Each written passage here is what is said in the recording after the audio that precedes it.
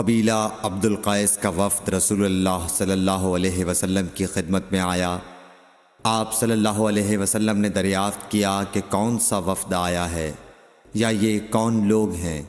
انہوں نے کہا ربیعہ خاندان کے لوگ ہیں۔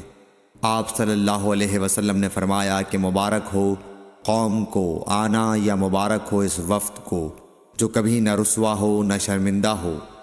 اس کے بعد انہوں نے عرض کیا کہ ہم ایک دور دراز کونے سے آپ کے پاس آئے ہیں اور ہمارے اور آپ کے درمیان کفار مضر کا قبیلہ پڑتا ہے۔ اس کے خوف کی وجہ سے ہم حرمت والے مہینوں کے علاوہ اور ایام میں نہیں آ سکتے، اس لیے ہمیں کوئی ایسی قطعی بات بتلا دیجئے کہ جس کی ہم اپنے پیچھے رہ جانے والے لوگوں کو خبر دے دیں اور اس کی وجہ سے ہم جنت میں داخل ہو سکیں۔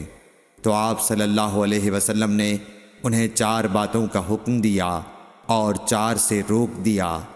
اول انہیں حکم دیا کہ ایک اللہ پر ایمان لائیں، پھر فرمایا کہ کیا تم جانتے ہو کہ ایک اللہ پر ایمان لانے کا کیا مطلب ہے؟ انہوں نے عرض کیا اللہ اور اس کا رسول زیادہ جانتے ہیں۔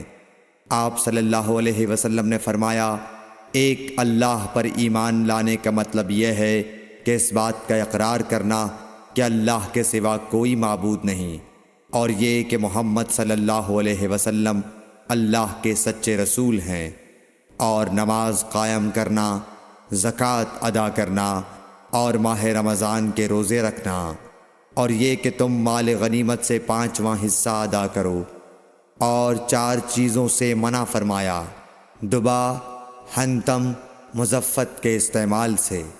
اور چوتھی چیز کے بارے میں شعبہ کہتے ہیں کہ ابو حمزہ بسا اوقات نقیر کہتے تھے اور بسا اوقات مقیر۔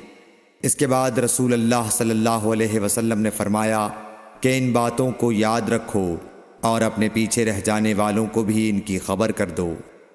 صحیح بخاری حدیث نمبر 87۔